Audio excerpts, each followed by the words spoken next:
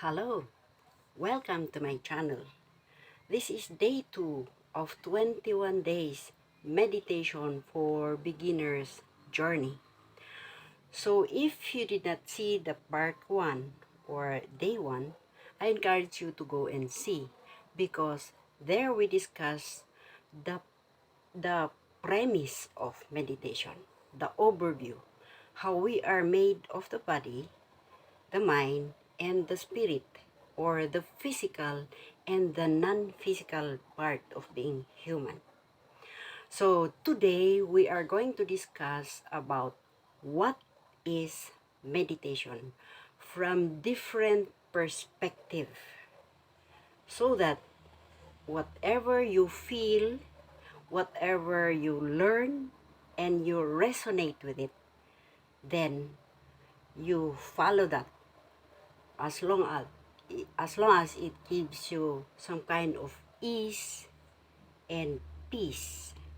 Okay, so belief is paramount here.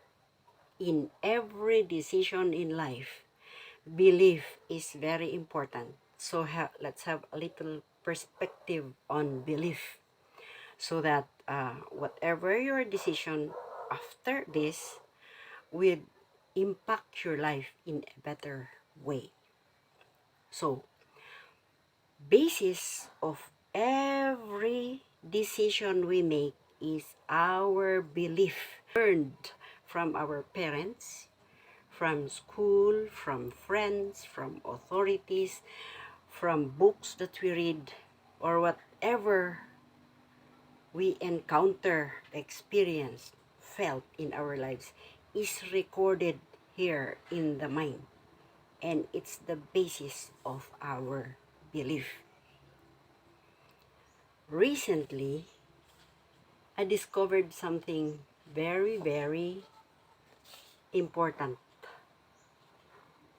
Belief. Inside the belief is a lie, which we rarely recognize, because most of our belief, we just accepted it as true without validation, without searching for other avenues if this is so. And I'll give you a perfect example just to relate. Okay, um, this is validated by science. They call this placebo effect, or false belief.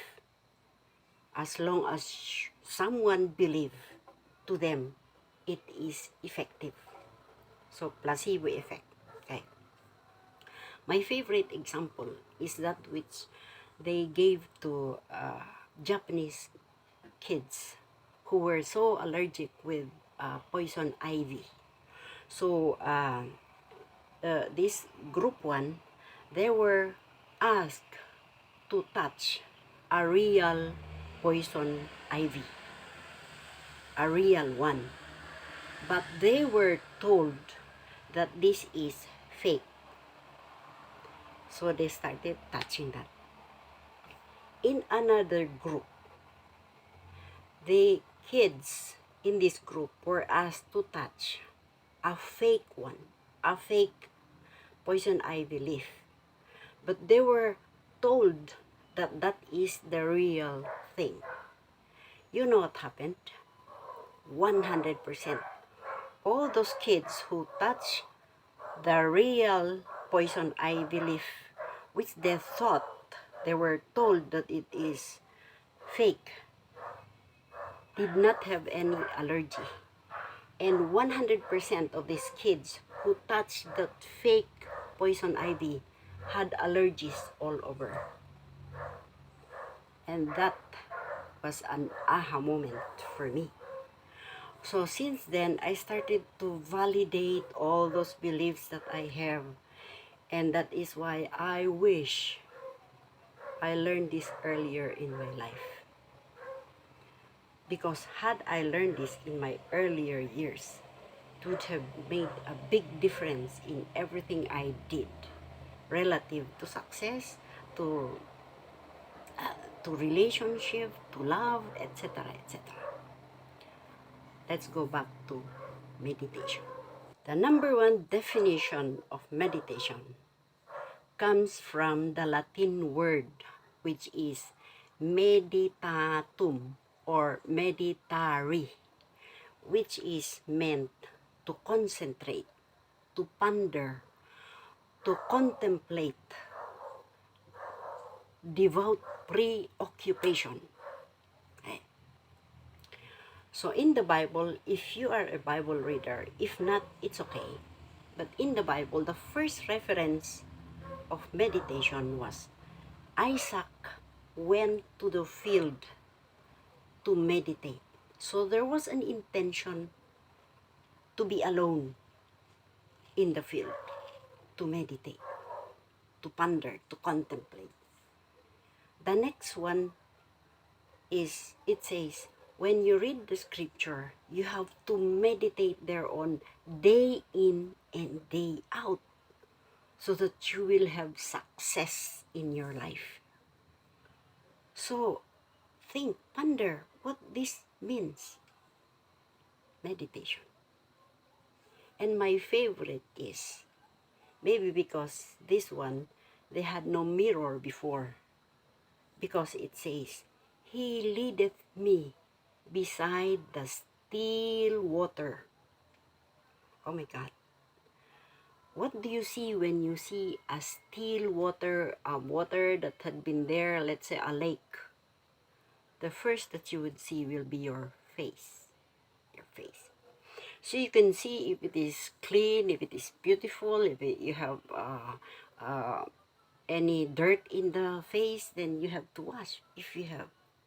Meaning to say, it's really self-introspection. Then the next you will see are the debris inside the still water. When you look at them, the debris, the past. Remember, they are past. There is no future in the past. The thing right there is, look at yourself. How can I improve my face? How can I see a better life for me? So that is the first definition of meditation. The second definition is, it is a time-tested, ancient practice of calming the mind. Calming the mind. It is a study, based on studies, that we have 60 to 80,000 thoughts per day, or an average about 65 thoughts per minute that is bombarding the mind. That's why the second definition says it's calming the mind. Monkey mind. It does not stop. How many experiences you had, the feelings you had for so many years. So, I'm 66 years old. For all this programming that I had for 60 years, oh my God, how can I stop? How can I calm the mind? Okay.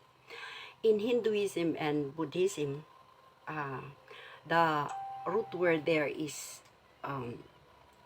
dhyana. Dhyana. You can search there.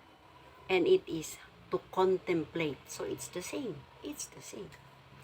In Japan, they call it zazen, or it came from Buddhism, Zen. Yeah. And it's to sit in a lotus position and study self. I like that term, study self. Thinking of not thinking. Calm the mind.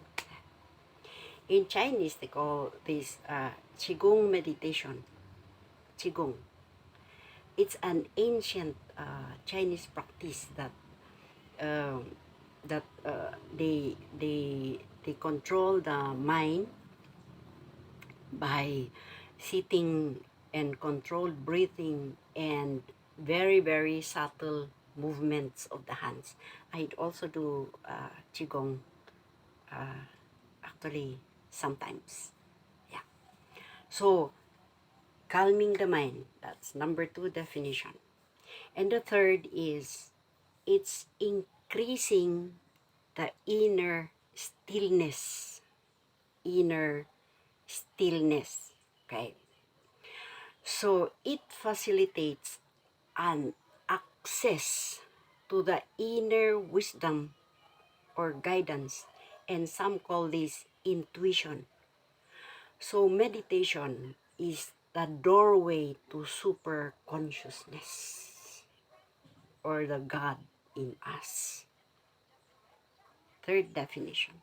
Okay.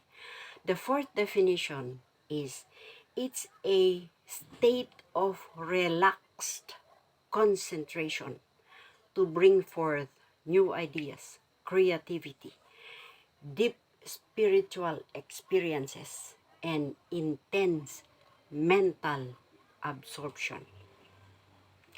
This is a personal experience I had with the book of Joe Dispenza on becoming supernatural. So to him, his meditations were so long, last up to 1 hour 20 minutes, 1 hour 45 minutes. But my experience there was so profound. I had this experience when I did his meditation for third eye activation. And oh my God, there was this electrical something that really happened in my here, and I was floating. I felt like floating.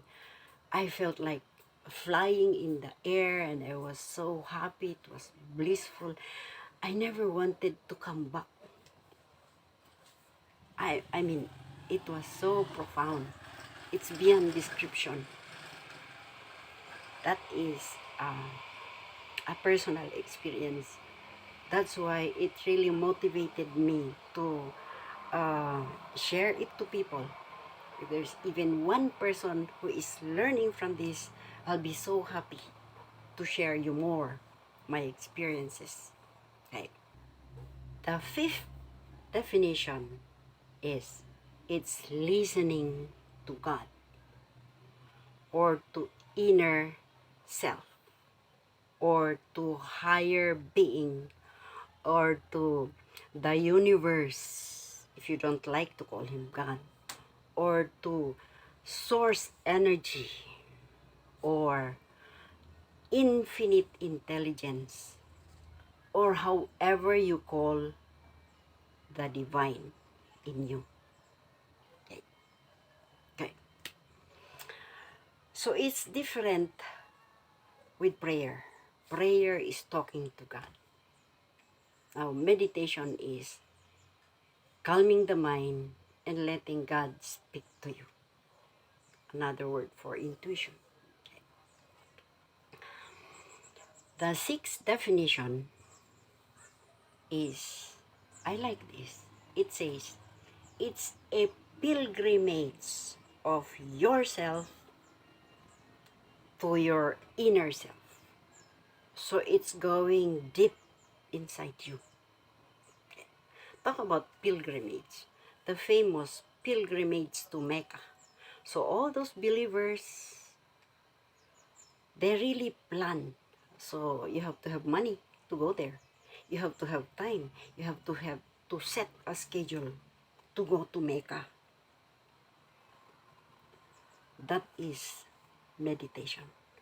You have to desire, you have to plan, you have to schedule, and you have to do it. Go inside yourself. Amazing. Yeah. So meditation is the tool of the mind to connect to the divine or to the infinite, which is living inside us. Well, whatever your belief is, like I said, it should shake your belief here and search for yourself. The seventh definition is it's the workshop of God. Workshop or it's the state of creation. Workshop, like when you go to have your car repaired, you go to a machine shop or to a repair shop. So meditation is the workshop of God. Oh my God. This is where dreams are created, where futures are formed, visualized, imagined. That is the reason why I was saying in day one, 99.99% of very successful, legendary, and exemplary people are meditating, because this is where it all starts. If you do not see it in your mind, you cannot see it in your hand. Talk about that soon on abundance. Like I said, I had so many experiences in my lifetime that I wish I knew all this before. I retired from employment before I learned this. I was the training officer for 11 years in a very prestigious company. I wish I learned meditation then. But everything has a purpose. Maybe there's a reason why you're actually watching this. It's a workshop of God. Okay? And the eighth is my favorite definition, because it is said that meditation is where you live in the end of your creation, because it says this is where people live their belief even without the realization yet. I like that. There's a verse in the Bible which says, according to your faith be it done unto you. Okay? As you think in your heart, so you are. When you ask, it's already given. This is the eighth definition and my favorite. Ask and it is given. Creation is finished here in the mind. Creation is finished. There is nothing new under the sun. And if you are a seeker like me, there is this international, universal belief. Most are already believing that everything you ask is already given. The issue is, how can you access that? The doorway is through meditation. You have to be vibrationally fit to get that. Meaning the vibration of abundance and the vibration of luck are totally different. So if I feel luck, if my vibration is that of luck and limitation, and my dream is to have abundance, I cannot have that because it does not match. We attract what we are, not what we want. Otherwise, everybody would be healthy, wealthy, and wise. So that is the overview, the 8 definitions of meditation. Now, if anything resonates with you, if you have questions you like to ask, put there down below in the comment and let's talk about it. Okay. If you have something to share relative to the topics discussed, you are welcome. Comment below and share to others who are seeking. And subscribe to this channel, because I have committed myself to post every week just to help even one person improve their life by taking care of the body, the mind, and the spirit to have confidence and achieve whatever desire you have in life. Thank you and see you next video.